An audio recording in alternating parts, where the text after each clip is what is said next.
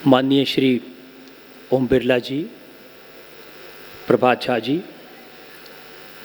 गोपाल जी ठाकुर,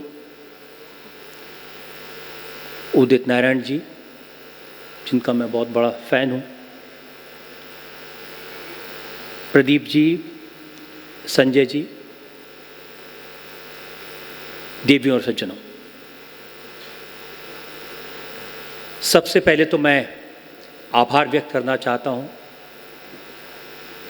मिथिला के लोगों की तरफ से आपने मुझे ये सम्मान दिया। कोई भी सम्मान, कोई भी अवार्ड एक और जिम्मेदारी कंधों पर डाल देता है और मैं आपको विश्वास दिलाता हूँ कि आपकी जो अपेक्षाएं हैं, आपकी जो उम्मीदें हैं, मैं उसके काबिल बन सकूँ। तो बहुत बहुत धन्यवाद ये अवार्ड देने के लिए। लेकिन इस कार्यक्रम में आने का मेरा उद्देश्य ये अवार्ड लेना नहीं था। कई सारी वजह बन गई,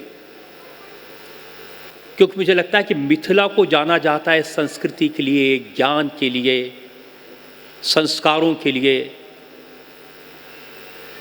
ये सारे के सारे गुण अटल जी के गुण थे। ज्ञान का भंडार थे, विशाल हृदय, सरल सहज स्वभाव, जहाँ ज़रूरत पड़े वहाँ अटल हो जाए और जहाँ ज़रूरत पड़े सरल हो जाए। जब आपकी अदालत में मैंने उन्हें पहली बार बुलाया, मैंने उनसे पहला सवाल पूछा कि अटल जी, आपके तो जीवन में विरोधाभास है। आप कवि हैं लेकिन राजनीति में हैं, आप कुंवार हैं लेकिन परिवार के साथ रहते हैं। तो उन्होंने कहा, आप समझे नहीं, हमारे माता पिता ने हमारा नाम रखा था अटल बिहारी। मैं अटल भी हूं और बिहारी भी हूं।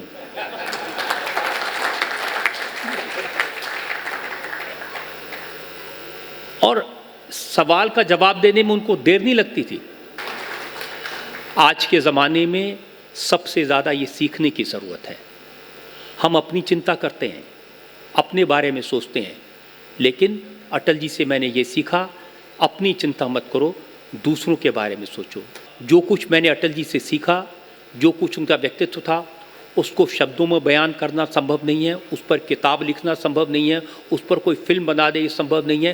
वो बहुत बड़ा व्यक्तित्व था, बहुत कुछ था उनके अंदर, गागर में सागर था। एक दो शब्दों में ऐसी बात कह देते थे कि जीवन का एक बड़ा लेसन मिल जाता था।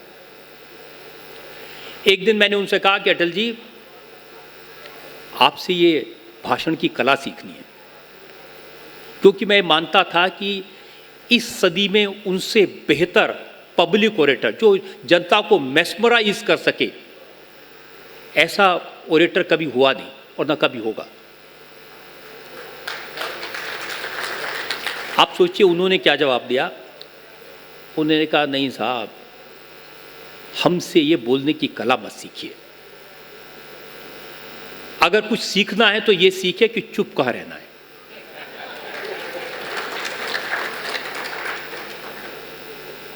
एक वाक्य ने इतना कुछ सिखा दिया और वाकई में अब मुझे लगता है कि समय आ गया उनकी इस सीख को इम्प्लीमेंट करने का कि चुप कब होना है ये पता होना चाहिए। बहुत बहुत धन्यवाद।